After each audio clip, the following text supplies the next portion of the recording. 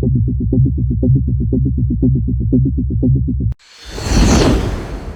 प्रदेश में सब मुझे कहते हैं मामा,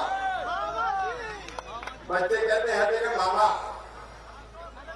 तो यहाँ के बच्चों का भी मैं मामा हुआ कि नहीं हुआ? अरे जोर से बताओ, हुआ कि नहीं? ये मामा है। और आज मामा एक वचन देने आया है। यहाँ टीएमसी ने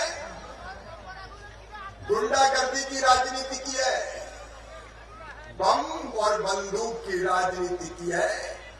याद रखना केजरीवाल वालों, 2 मई दीदी गई, भाजपा आई। और जैसे ही भाजपा आई, बम और बंदूक की राजनीति समाप्त कर दी जाएगी। कोई गुंडा जो जनता को संतरास देते, जो जनता को परेशान करते, जो बम और बंदूक की राजनीति करते, आज मैं आपको वचन देता हूं, केजरीवाल वालों, भारतीय जनता पार्टी की सरकार आई और ये सारे गुंडे जेलों में होंगे, जेलों में। गुंडों की जगह जेल। चिंता मत करना, घबराना मत। इस पवित्र भूमि को ममता दीदी, मैं आपको पूछना चाहता हूं, ये पवित्र भूमि है, एक नहीं अनेकों ऋषि और महर्षि हुई है। ये पश्चिम बंगाल की भूमि, ये ऋषियों की भूमि है, महर्षियों की भूमि है, कलाकारों साहित्यकारों की भूमि है, वीरों की भूमि है, सूरों की भूमि है। ये चैतन्य महाप्रभु की भूमि, ये ठाकुर रामकृष्ण परमहंस की भूमि, ये स्वामी विवेकानंद की भूमि, ये नेताजी सुभाष चंद्र बोस की भूमि। इस भूमि को अगर बदनाम किया है तो ममता दीदी तुमने बदनाम किया है। इस पवित्र भूमि को तुमने खून से लाल कर दिया। ममता दीदी बात करती माँ, माटी, मानुष। ये ममता दीदी, तुमने माँ को अपमानित किया है। बूढ़ी माए, इस बंगाल में हमने संतरास पाते हुए देखिए, पिटते हुए देखिए। तुमने माँ का अपमान किया है ममता जी। तुमने इस माटी को रक्त रंजित किया है, खून से लाल किया है। तुमने माँ का अपमान किया, तुमने माटी को खून से रंग दिया और तुमने मानुष को मारा है। 130 से ज्यादा भारतीय जनता पार्टी के कार्यकर्ता मारे गए। तुम्हें हक नहीं है मां मानुष और माटी की बात करने का। ममता दीदी, मां मानुष माटी की बात करने का। टीएमसी का मतलब क्या है? टी से हो गया टेरर, आतंक, एम से हो गया मर्डर और सी से हो गया करप्शन, भ्रष्टाचार।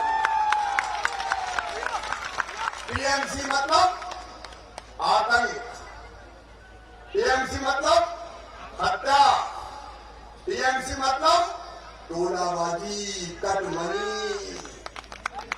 बताओ कटमनी है कि नहीं? यहाँ अरे हम भी 4थी बार मुख्यमंत्री हैं, 4थी बार मध्य प्रदेश का मुख्यमंत्री। मैंने टोलाबाजी कभी नहीं सुनी मध्य प्रदेश में। टोलाबाजी, टोलाबाजी, कटमनी। पैसा आए तो जनता को नहीं मिले, टीएमसी वालों की जेब में जाए। बोलो सही बात है कि नहीं? अरे जोर से बताओ, सही है कि नहीं?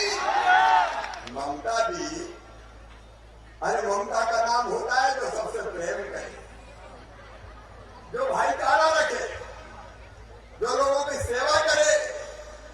दीदी की आंखों में तो सबके लिए प्यार होता है रे। लेकिन बाहरी दीदी, तू ममता नहीं, तू तो निर्ममता हो गई। ये ममता निर्ममता हो गई। इसने जनता का ख्याल नहीं किया। ख्याल जरूर किया है बुआ ने भतीजे का। भतीजे को क्या बोलते हैं? भाई को। दीदी को जनता से मतलब नहीं है भाई को, और वो भाई को सब खा रहा है, वो टोलाबाजी टैक्स वसूलता है। जनता गरीब हो गई, भाई को ने अरबों की संपत्ति बना ली, सिंडिकेट बन गया, बिना पैसा लिए कुछ नहीं होता। अच्छा खाए भी क्या चाहिए, ये निर्माण के काम में खा जाए, ये सड़कों का पैसा खा जाए, ये सीमेंट खा जाए, ये लोहा खा जाए, ये प्रधानमंत्री आवास योजना का भी पैसा खा जाए, जनता के पास जाने नहीं। अब मुझे तो बताया कि प्रधानमंत्री आवास योजना का पैसा कितने हजार लेते बताओ पहले, 20,000 30,000 भाई को, कहां से मकान बनेगा बता। अरे और तो और तूफान आया, प्रधानमंत्री नरेंद्र मोदी जी ने जनता के लिए पैसा भेजा, लेकिन ममता दीदी जनता के पास नहीं गया, भाई को खा गया, टीएमसी वाले खा गए। अरे मुझे तो ये बताया तिरपाल का पैसा खा गए, तिरपाल का, तिरपाल समझ लेना जो छाए करने के लिए आता है, ये तिरपाल में खा गए, ये लोहा खा जाए, ये सीमेंट खा जाए, और कोरोना में पीएम ने भेजा था गरीबों के लिए राशन, वो राशन भी खा गए। ये भाई को बड़ा गजब का आदमी है, ये सीमेंट खा जाए, ये प्रधानमंत्री आवास से घर खा जाए, ये गरीबों का राशन खा जाए, ये तिरपाल खा जाए। कहते हैं रावण का एक भाई था कुंभकर्ण, वो 6 महीना सोता था और 6 महीने जगता था, और कहते थे जब 6 महीने जगता था तो 6 महीने खाता ही रहता था, लेकिन ये टीएमसी के कुंभकर्ण तो 12 ही महीने खाते रहते हैं। ये खजूरी की मिसाली सुविधाएं खाते हैं। ऐसा करप्शन मैंने दुनिया में कहीं नहीं देखा। बात दीदी जनता को भूल गई, भाई को की सेवा में लगी है। मेरे बहनों और भाइयों, दीदी का नया मतलब आज मैं आपको समझाता हूं। जब दीदी नाम आता था तो पहले प्यार स्नेह आत्मीयता, सबको कुछ देगी, सबका ध्यान रखेगी। अब दीदी में अंग्रेजी के 4 शब्द हैं, DI मतलब दीदी। अब पहले डी से डिक्टेटर मतलब तानाशाह, दीदी तानाशाह हो गई डिक्टेटर। आई का मतलब सेंसिटिव मतलब लोगों का ध्यान नहीं रखती, क्रूर हो गई, संवेदनशील नहीं रही। डी से मतलब है ड्रीड मतलब भय पैदा करना, ये आतंक पैदा कर रही है, ये डर पैदा कर रही है। और आई से है इनकम्पिटेंट मतलब अक्षम और अयोग्य। ममता दीदी तुम अक्षम मुख्यमंत्री सिद्ध हुई हो, तुमने पश्चिम बंगाल को तबाह और बर्बाद कर दिया है, तबाह और बर्बाद कर दिया है। ये प्यारी भूमि, मैं खजूरी आया, मुझे बताया कितनी पवित्र भूमि है, यहाँ खेती की जमीन है, यहाँ धान पैदा होती है, राइस होता है, लेकिन राइस मिल नहीं है। यहाँ सब्जी पैदा होती है, लेकिन कोल्ड स्टोरेज नहीं है, सब्जी सड़ जाती है, ठीक से किसान बेच ही नहीं पाता। यहाँ मछली भी है, लेकिन यहाँ मछली को रखने की ठीक व्यवस्था नहीं है। यहाँ समुद्र है, लेकिन पोर्ट खत्म हो गया, रोजगार भी मिलना बंद हो गया। क्या क्या किया जा सकता है? दिल्ली में पूछना चाहता हूँ, पोस्टल डिपार्टमेंट आया सबसे बड़ा, वो पोस्टल डिपार्टमेंट समाप्त हो गया। ममता जी क्या है यहाँ बताओ, रोजगार मिलता है क्या नौजवानों को?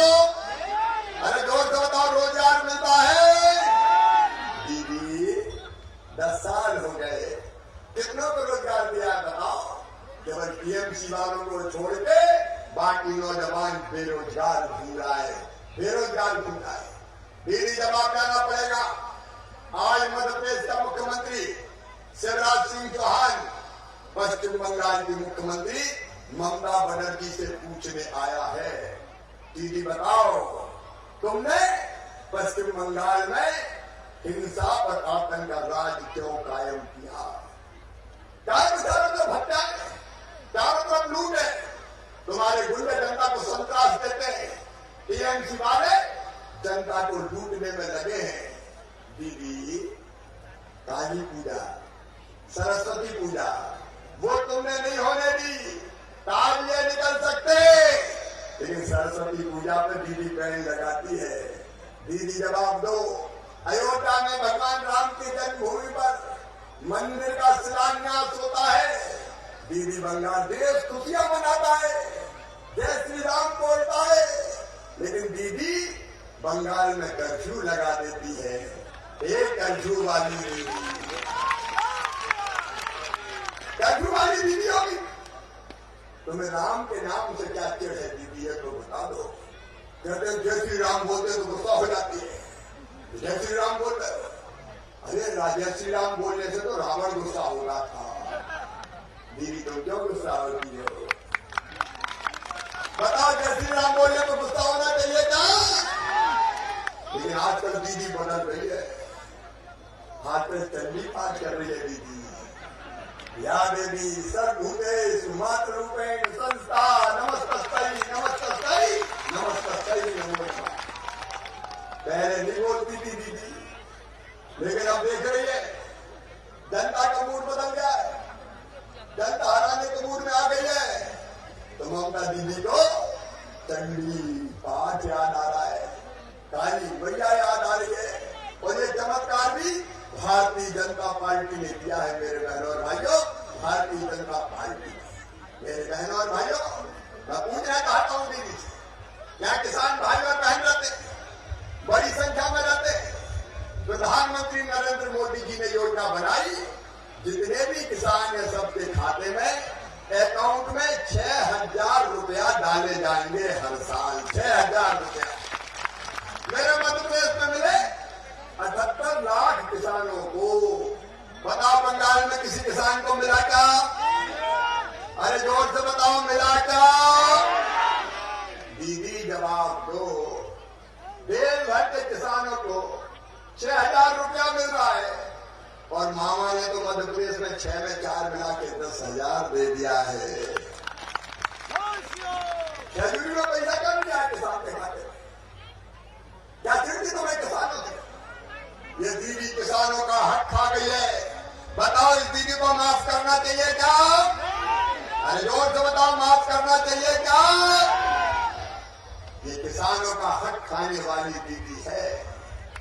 आयुष्मान भारत, प्रधानमंत्री नरेंद्र मोदी जी गरीबों के भगवान है, भगवान, जनता के प्राण है नरेंद्र मोदी। नरेंद्र मोदी ने योजना बनाई कि अगर कोई बीमार हुआ किसान गरीब, तो 5 लाख रुपए तक का इलाज प्राइवेट अस्पताल में भी फ्री में किया जाएगा। आयुष्मान भारत योजना। मैं आपसे पूछना चाहता हूं, गरीबों का इलाज फ्री में होना चाहिए कि नहीं? जोर से बताओ, होना चाहिए कि नहीं? प्रधानमंत्री नरेंद्र मोदी जी गरीबों का फ्री में इलाज करवाने के लिए आयुष्मान भारत योजना लाते हैं, लेकिन दीदी कहती है आयुष्मान भारत लागू नहीं करूंगी, और एक भी गरीब को दीदी तुमने इलाज में फायदा नहीं लेने दिया। कई गरीब मर गए दीदी, तुम्हारा क्या बिगड़ता था? अगर 5 लाख रुपए का इलाज गरीबों का फ्री में हो जाता तो क्यों तुमने नहीं होने दिया? मैं पूछना चाहता हूं। नरेंद्र मोदी इलाज करा, ये दीदी रोक दे। नरेंद्र मोदी राशन भिजवाए, ये दीदी रोक दे। नरेंद्र मोदी किसान सम्मान निधि का पैसा भेजे, ये दीदी रोक दे। नरेंद्र मोदी तूफान में पैसा भेजे, ये दीदी रोक दे। बताओ, ऐसी दीदी हमारे किसी काम की है क्या? खाएंगे इस दीदी ने जनता को बहुत संतरास किया है, बहुत परेशान किया है। और आजकल दीदी बोलती है खेला होवे, खेला होवे, खेला होवे। काय का खेला होवे दीदी? अरे तूने खेला किया दीदी, हिंसा का खेला। तुमने खेला किया भ्रष्टाचार का खेला। तुमने खेला किया गरीबी का खेला। तुमने खेला किया कटमनी का खेला। तुमने खेला किया चोराबाजी का खेला। तुमने खेला किया भाई को खेला। भाई को खेला कर दिया। गाय का खोला खेला हो गए। अरे अब खेला होगा तो विकास का खेला होगा। गांव गांव सड़कें बनेगी। मुझे बताया गया विकास का पैसा ममता दीदी ने खैजूरी के गांव में नहीं आने दिया। सड़कें खराब है, अब खेला होगा। सड़क बनाने का खेला, अब खेला होगा। शिक्षा देने का खेला, अब खेला होगा। हॉस्पिटल खोलने का खेला, अब खेला होगा। रोजगार देने का खेला। मेरे बेरोजगार नौजवान बेटे बेटियों, तुम्हारा रोजगार कोई छीन नहीं पाएगा। रोजगार देने का खेला होगा, अब खेला होगा। बहनों को न्याय देने का खेला, अब खेला होगा। टीएमसी के गुंडों को जेल भेजने का खेला। खेला तो होगा, खेला होगा दीदी। लेकिन खेला तुम्हारी गुंडागर्दी का खेला नहीं होगा। खेला होगा गरीब कल्याण योजनाओं को गरीब तक पहुंचाने का खेला। खेला होगा किसान सम्मान निधि किसानों के खाते में पहुंचाने का खेला। खेला होगा पश्चिम बंगाल की प्रगति और विकास का खेला। खेला होगा लोग को सोनार बांग्ला बनाने का खेला। खेला होगा, ये विनाश का खेला नहीं होगा। और इसे मैं आज कहने आया हूं मेरे प्रिय बहनों और भाइयों, बहुत हो गया। अब दीदी को विदा कर दो, वरना ये पीढ़ियां हमारे बच्चे तबाह और बर्बाद हो जाएंगे। हिंदी में एक कहावत है, हिंदी में कहावत है, रोटी क्यों जली, पान क्यों सड़ा और घोड़ा क्यों अड़ा। रोटी क्यों जली, फेरी नहीं गई। अगर एक ही तरफ रखी रहेगी चूल्हे पे तो जल जाएगी। अगर फेरते तो रोटी बच जाती। पान क्यों सड़ा, उल्टा पलटा नहीं किया। अगर पलट देते तो पान नहीं सड़ता। और घोड़ा क्यों अड़ा, फेरा नहीं गया मतलब घुमाया नहीं गया। अगर घुमाते तो अड़ता नहीं। और बंगाल क्यों बर्बाद हुआ, फेरा नहीं पलटा नहीं। पहले टीएमसी अभी टीएमसी, पहले सीपीएम, इस बार पलट दो, पलटा कर दो। बीजेपी को ले आओ तो न रोटी चलेगी, न रोटी चलेगी, न पान चलेगा। लेकिन अभी मुझे कोई कह रहा था कि दीदी ने बांग्लादेशी दारू सस्ती कर दी है, पानी नहीं मिल रहा पीने। बांग्लादेशी दारू 40 के 20 रुपया में हो गई है। ये दीदी का खेला है, खेला खेला होवे। सस्ती दारू लेने का खेला। और ये खेला क्यों हो रहा है दीदी? ये खेला इसलिए हो रहा है कि चुनाव आ गए। मुझे बता रहे थे कि टीएमसी वाले आते चुनाव की रात और दारू बांटते, दारू ले लो, वोट दे दो। ये दारू का खेला, ये खेला फिर खेलेंगे टीएमसी वाले। एक कहानी सुनाता हूं आपको। जंगल में एक साधु रहते थे बाबा। दुनिया से कोई मतलब नहीं था। भगवान की पूजन करते थे, देवी मां की पूजन करते थे, दुर्गा पूजा, और मस्त रहते थे। उनके आश्रम के आसपास कई पक्षी हुआ करते थे। एक दिन एक शिकारी ने देखा कि बहुत से पक्षी है, तो वो जाल लेके आया, अपने साथ दाने भी लाया। उसने दाने राइस के धान के डाल दिए। जैसे दाने डाले पक्षी दाने चुगने दानों पर बैठ गए और जैसे दानों पर बैठे तो शिकारी ने जाल बिछाया और पक्षियों को पकड़ के ले गया।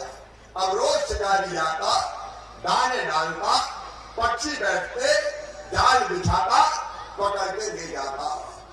बाबा को बहुत तकलीफ होती कि पक्षियों को पकड़ के शिकारी ले जाता है। एक दिन बाबा ने पक्षियों को बुलाया और कहा कि देखो ये शिकारी आता है, दाने डालता है, तुम दानों पर बैठते हो, पकड़ के ले जाता है, तो पक्षियों का क्या करें महाराज, हम क्या कर सकते हैं? तो बाबा बोले मैं तुम्हें एक मंत्र देता हूँ, वो मंत्र रट लो तो शिकारी पकड़ नहीं पाएगा। पक्षी खुश हो गए। क्या बाबा बताइए मंत्र क्या है? तो बाबा इनका मैं जो कहूँ कहना रटना। बोले हाँ रटेंगे। तो बाबा बोले शिकारी आएगा, तो सब पक्षियों ने कहा शिकारी आएगा, दाने डालेगा, तो सबने कहा दाने डालेगा, जाल बिछाएगा, तो सबने कहा जाल बिछाएगा, हम नहीं फंसेंगे, तो सबने कहा हम नहीं फंसेंगे। अब पक्षियों ने रट लिया और वो गाने लगे कि शिकारी आएगा, दाने डालेगा, जाल बिछाएगा, हम नहीं फंसेंगे। बाबा ने सोचा कि समझ गया हम नहीं फंसेंगे। दूसरे दिन शिकारी आया, शिकारी को देख के पक्षी चिल्लाए, शिकारी आएगा, दाना डालेगा, जाल बिछाएगा, हम नहीं फंसेंगे। शिकारी ने सोचा वो अपनी दाल गलेगी नहीं, ये तो समझ गए, लेकिन फिर सोचा दाना डाल के देखते। तो शिकारी ने दाने डाले, पक्षियों ने दानों की तरफ देखा और दानों की तरफ जाने लगे। जाते जाते कह रहे थे शिकारी आएगा, दाना डालेगा, जाल बिछाएगा, हम नहीं फंसेंगे। ये कहते कहते दानों पे जाकर बैठ गए। शिकारी ने जाल बिछाया और पक्षियों को पकड़ लिया, लेकिन जाल में जो पक्षी थे वो भी कह रहे थे शिकारी आएगा, दाना डालेगा, जाल बिछाएगा, हम नहीं फंसेंगे।